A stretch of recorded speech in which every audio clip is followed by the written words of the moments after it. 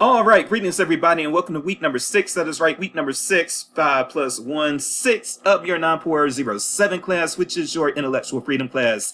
As always, I'm your professor, Dr. Jace K. Austin, and what we are going to do this week is we are going to do yet another quick state of the course update, and then after we do that state of the course update, I'm going to talk a little bit about some of the guidance that the Intellectual Freedom Manual gives to librarians when it comes to law enforcement requests. And those are going to be coming out of, I don't require you all to buy this. This is the Intellectual Freedom Manual. I have my own copy. Again, I don't require you all to buy it.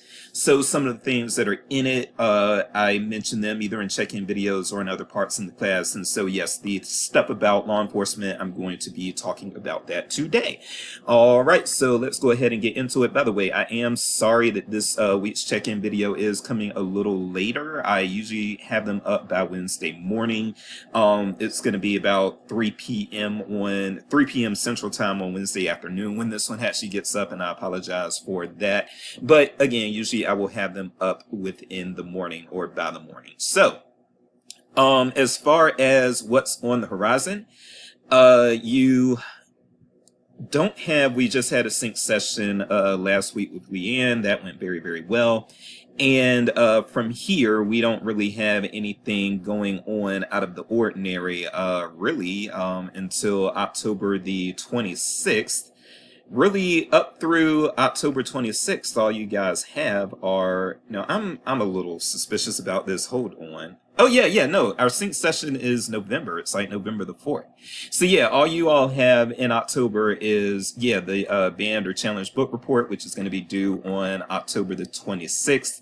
And outside of that, it's just pretty much modules, reading, and that sort of thing. However, I do have a few of you who have not taken the First Amendment quiz. You need to go ahead and do that if you have not done that. There's probably going to be a late penalty associated with that now because most of the students did do it on time, but better late than never. If you have not done the First Amendment examination, go ahead and do that. I do think there are 2 or 3 of you that I don't have a grade recorded for that for. And in fact, if you don't do it within a day or 2, I'm probably going to message you and be like, okay, what's going on? Because you need to get that done. You need to get that done. All right, let's see what else we've got going on with the state of the course update. Pause for a moment. All right, so yeah, let's make me small here. I know that the timing isn't great, and unfortunately I have to work with these windows of when I can actually deliver a sync session. So I know that this week we are actually doing the library neutrality, and yet we don't have our library neutrality sync session until November the 4th. So again, I know that doesn't exactly line up, but again, I've got to kind of work with these dates as the university can assign them to me. But yeah, with the library neutrality stuff, what I'll just say is, well, first of all, again, so we're out. That's one thing that I need to say. Sorry about this. So one thing that I need to say is now we are out of all the court cases and stuff. We're out of the First Amendment. Of course, the First Amendment is going to be important to everything that we do from here on out in the class. But as far as learning about First Amendment and First Amendment exemptions, now we're done with that. Now we're getting back into the library stuff, the quote unquote library stuff. So we've got library neutrality this week, and then we'll have various scenarios related to libraries in the weeks to come. Okay. But having said that, yes, we are in the library neutrality module this week, and I knew I was going to do that. What I hate about the library neutrality sort of concept, again, it's something that probably, well, I shouldn't even say probably, it really does need to be covered, but it's one thing that, again, and I mentioned this before, it's one thing that I really don't get into as far as the backs and forths on it, because to me, again, I think that it is impossible for libraries to be quote unquote neutral if they are agents of the state. And I think about courts the same way. People will say that the courts are supposed to be neutral, blind justice, and all of that stuff. And yes, the courts can try a case fairly, and I like to think that they do. But at the same time, At the same time, that yes, these courts can try a case fairly, and again, I hope that they are doing that. At the same time, courts are not neutral in the sense courts are supposed to be operating on the side of good, on the side of human good, on the side of justice, and that sort of thing. And so I look at libraries in a similar vein. I don't think that libraries are or can be quote unquote neutral anyway. We are funded by the state, so we are part of that collective good, and whatever libraries are doing, I do think it's going to filter down, or there's going to be an argument made, I should say, that whatever libraries are doing, they're doing it for the greater good, and whether they actually are or not, that is up for communities and librarians and other stakeholders to decide. Okay. So yeah, I will leave it at that. But even though I'm not a huge fan of library neutrality as a concept to include in this class, it is an important thing that a lot of people talk about, so it is included, and that's why I allow colleagues of mine to go ahead and elaborate further on it. Okay, so yes, that is pretty much how that goes, and that's pretty much it with the state of the course updates. As far as those banned book reports, you all have already been assigned your banned book, so if you want to go ahead and get started on that, especially for those of you, you are not required to read your banned book, and in fact, I couldn't make that equitable because like some of you have like Huck Finn, and then some of you have like Tango Mix 3, and then like Tango Mix 3 is something that you can read in 10 minutes, and Huck Finn not so much. So I couldn't make that equitable, so that's why it's not required for you to read them, but you are welcome to read them if you would like. And so if you do want to read your banned book, you might want to start reading now. Okay, I think that is it for the state of the course update, which I hope that you sped up because I know I got paused a few times there. But from here, we're going to talk a little bit about what to do when cops are in the library trying to get information. Pause. All right, so yeah, let's talk about it. So with law enforcement and visits from law enforcement to your library, what should we be doing? First of all, key concepts that we talk about in the Intellectual Freedom Manual is that, first of all, libraries should not share personally identifiable user information with law enforcement except with the permission of the user, or in response to some form of judicial process, such as a warrant, a subpoena, or anything of that matter. Going down further, and I'm going to read these 4 points, and then I'm going to elaborate on them, do a little bit of my own soapboxing. So, the second key point that you need to know is that most law enforcement officers understand that the library has a right to consult with counsel before responding to requests for user information. Third thing that I want to, the third key concept here is that libraries can extend cooperation to law enforcement by identifying relevant records or computers and preserving those records or computers until a court date is served on the library. Okay, on the library. And then the fourth thing that I want to mention here, libraries have no affirmative duty to collect or retain information about library users on behalf of law enforcement. However, when library workers believe that a crime has been committed in the library should contact the police and then use reasonable efforts to preserve any direct evidence of that crime. The library should turn over the evidence to police in accordance with the law, which may require the police to obtain a court order before viewing or copying relevant library records. So again, let's talk about what's... Oh, no. Hold on, sorry. Dates. All right, sorry about that.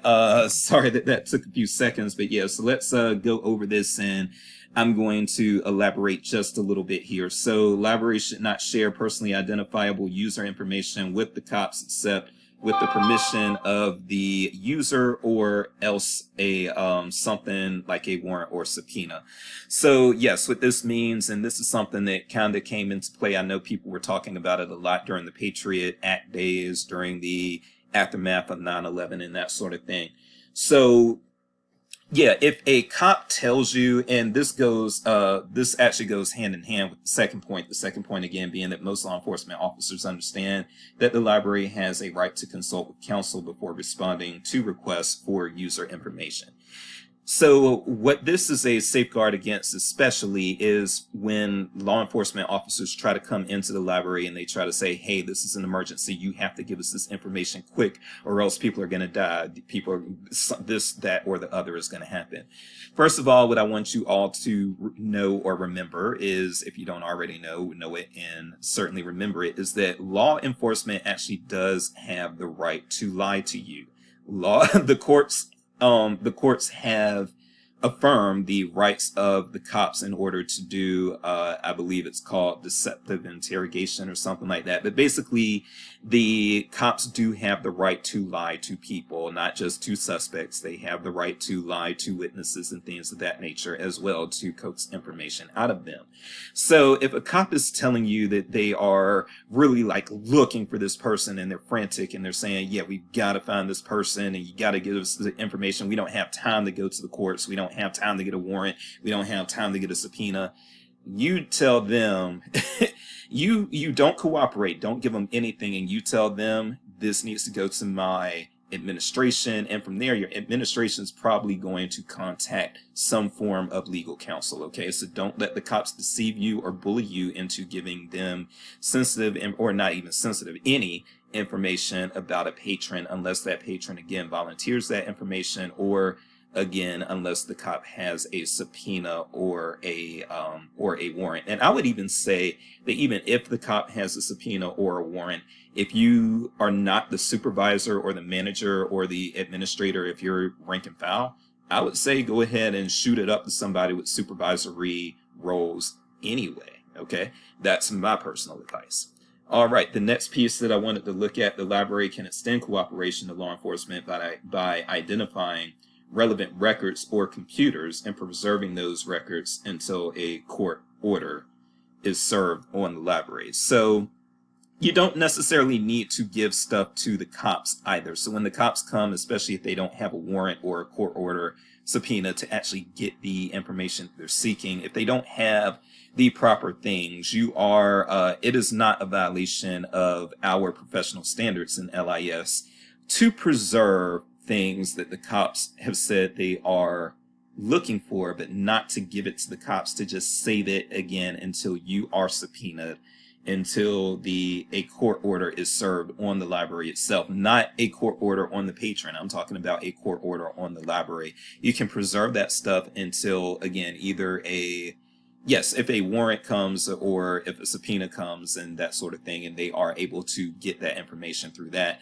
that's fine. But otherwise, I would say just keep the information, preserve it if you know that it's of interest to law enforcement, but don't actually give it to them again unless and until you have a court order.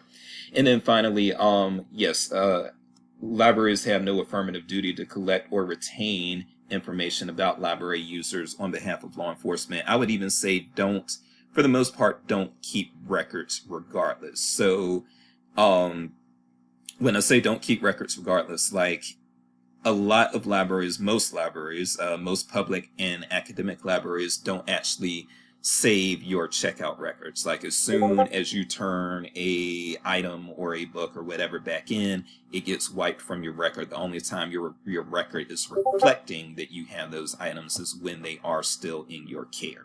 Okay, so, and that is really the way that I recommend that libraries do it. And again, it's the way that most libraries are doing it these days. Most libraries, as soon as an item returns, the libraries are, whatever record that they have of you holding that holding that information or holding that resource or whatever, it's not kept as like some sort of archive record or something like that.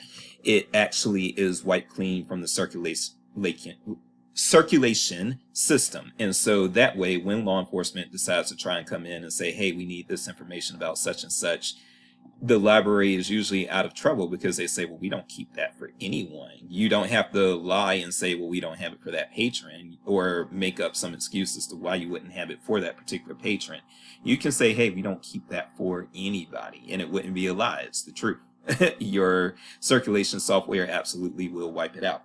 And now, also, it does say that when a crime has been committed in the library should contact the police and then use reasonable efforts to preserve any evidence of that crime.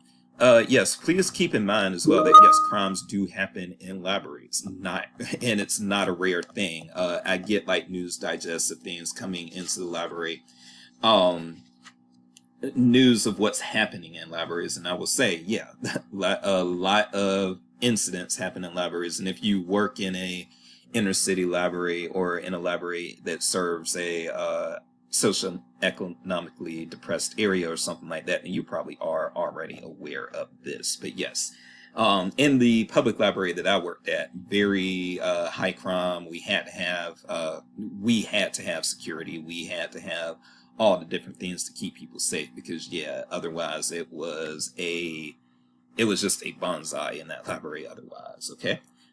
So yeah, that is it for the key points. Now, there are a few other things that I'm going to go over. First of all, I do want you all to be aware that ALA actually does have you can request through the Office of Intellectual Freedom through ALA, you can request to be referred to legal counsel. So the Office of Intellectual Freedom, their number is 1-800-545-2433, extension 4226. And I may also include that in the body text for the announcement. But yes, the Office of Intellectual Freedom and the ALA, they do have resources for you if you are uncertain about an interaction that you are having with law enforcement. All right, so the last thing that I'm going to go over today, just for the sake of time and keeping this video not too long, if you do want to actually get everything that the Intellectual Freedom Manual has about this, about dealing with law enforcement within the library, then you have two options. I know there's an older version of the Intellectual Freedom Manual that is available digitally through Mizzou Libraries. You can take a look at that, but that is an older version, and so I don't know if it has the same in-depth information or not. Or you can interlibrary loan this edition, which this is the 10th edition. So you could definitely interlibrary loan this and get the information that way. But all right, let's the final thing that I want to talk about for today, because I'm not going over all of this stuff today, just again some key points and that sort of thing. But this was a really big deal, especially in 2020, around Breonna Taylor time, 2020, 2021, around Breonna Taylor time, around George Floyd time, the height of the pandemic. We had the discussions of when to call the police, because there have always been situations where librarians and libraries are just calling the police. They're too anxious to call the police. They call the police over just about dang near anything. And you have to know when it is appropriate and when it's not appropriate to call the police, because quite frankly, the police can make a lot of situations worse. Now, I'm not one of these anti-police people. And in fact, I've had students kind of assume, again, this comes from me being a black professor, so I'm just going to put it out there this way. I'm a black professor at a very white school with mostly white students. And the students here at Mizzou don't really encounter, I've seen, a lot of my students even, they just don't encounter black people that often. Okay. And there's nothing wrong with that. That's pretty much being a product of your circumstances and that sort of thing. But with that said, a lot of what students know about black people, they seem to get that information or that understanding from like the media. They get that understanding from like the news and that sort of thing, seeing pundits on TV. And the people that they put on TV as these black pundits, I'm gonna let you know right now, they are not always, in fact, they are not often in tune with the black community and what the black community desires and that sort of thing. Okay, it can be kind of a crapshoot. So with that said, I think that a lot of my students have assumed that because I am black, I'm going to be anti-cop because that's what they see on the news. But I would guess, and I actually hope I get to do this research one day, I would guess that especially among paraprofessional frontline black library workers throughout the country, there is, I think that white students assume that that black library workers are like 90% against cops in the library. And I would actually say that that number is probably actually around 40 to 60%. It's probably somewhere around half or a little more or a little less than half. Black people have very complicated views of the police, as you all know, but also we tend to be, I shouldn't say we tend to be, but oftentimes we are okay with security being present in, especially like a setting like an inner city public library where just anyone can come in. A lot of times black library workers and black library users are fine with the security being there because they know that without it, anything is bound to happen, because the only people who are not allowed, especially in the public library, are people who have been banned from being in there. Okay, so don't assume that I or any black librarian is anti-cop. It's a little more nuanced and complicated than that. But there certainly are a lot who are anti-cop, and in fact, BCALA, the Black Caucus of the American Library Association, I've had this conversation with a lot of people within BCALA, and you get all sorts of opinions. So we are not a monolith, okay? But yeah, with that said, as far as when to call the cops, library, this is actually a really good rundown right here. Library workers should call police if they observe any of the following behaviors or disorder evident that the behavior has occurred. So these are the times when you call the police, my friends. An individual threatens to strike or physically harm another individual, whether a library visitor or worker. Yes, please do not. And again, some people want to be so woke. This is why this is a good guide, because some people want to be so quote unquote woke that they aren't calling the cops even in situations where cops really do need to be called, where if you just let the situation get handled a lot by the library staff, a lot of times that's not gonna cut it. Okay, now if you have in-house library security, you can use those instead of the cops. That's fine. When I go through this list, this is a list talking about when to call the police, but if you have security at your library, you can call them instead. And a lot of times what will happen is the library security will then call the police for whatever they cannot handle. So you've got that if somebody is physically attacked. An individual strikes or physically harms another individual, whether it's a threat or an actual attack, you can call the cops. Okay, don't let your patrons get threatened and just sit there. Don't let your patrons get physically attacked and just sit there. If an individual threatens to damage or actually damages physical property owned by the library or by an individual, and then this is something that I have seen librarians shy up around, and they say, well, hey, we don't necessarily want to criminalize people if they're, just having a time, and and they are, purposely damaging books and that sort of thing. This is, I've had librarians say, well, yeah, they might be damaging the library property, but are they really hurting anybody? Well, that property doesn't belong, quote unquote, to the library. It actually belongs to the community that funds the library. So yes, when people are destroying library property, it is just fine to call the cops on them. When an individual refuses to leave library property after being asked to leave, the library's representative must be prepared to sign a criminal complaint or testify in court when this happens. But yes, when somebody refuses to leave the library, again, that's the time when, if you have in-house security, have the in-house security deal with it first, but then again, the in-house security may call actual law enforcement officers for backup there, and that is perfectly fine. When an individual sells, gives away, or uses or possesses illegal drugs, and then also if they're selling or giving away prescription drugs, or if they are drinking alcohol, or they are publicly intoxicated in the library. And I have had those happen. When I was at the public library, I had those things happen. People selling pills, people drinking in the library. I had to one time have my security kick somebody out who was drinking beer in the library and asking people for money so that he could go to the convenience store across the street and get more beer and that sort of thing. So yes, when people are doing that, now I will say that I was glad that I had in-house security, because I had in-house security at the public library that I worked at, that I told you had so many issues.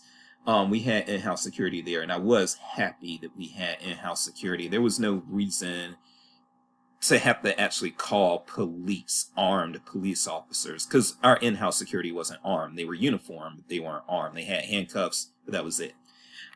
So yeah, we didn't need to have people coming in with guns to deal with somebody drinking beer. That was somebody that I was able to get my in-house security to work on, and that ended up just fine.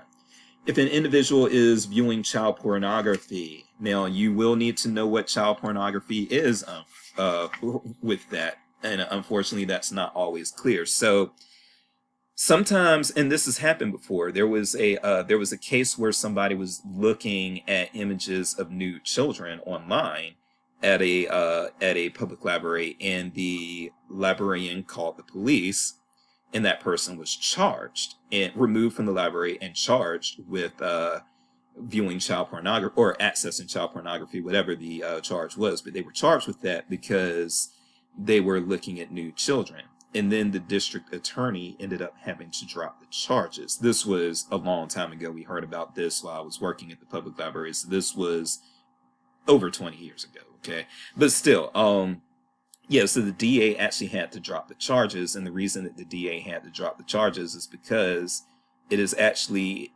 pictures of nude children is actually not child pornography, and a lot of people don't actually realize that. So that's why, for instance, when you see the little pictures of, you know, the naked baby butt going around, that's not child pornography, and there's a reason for that. Yes.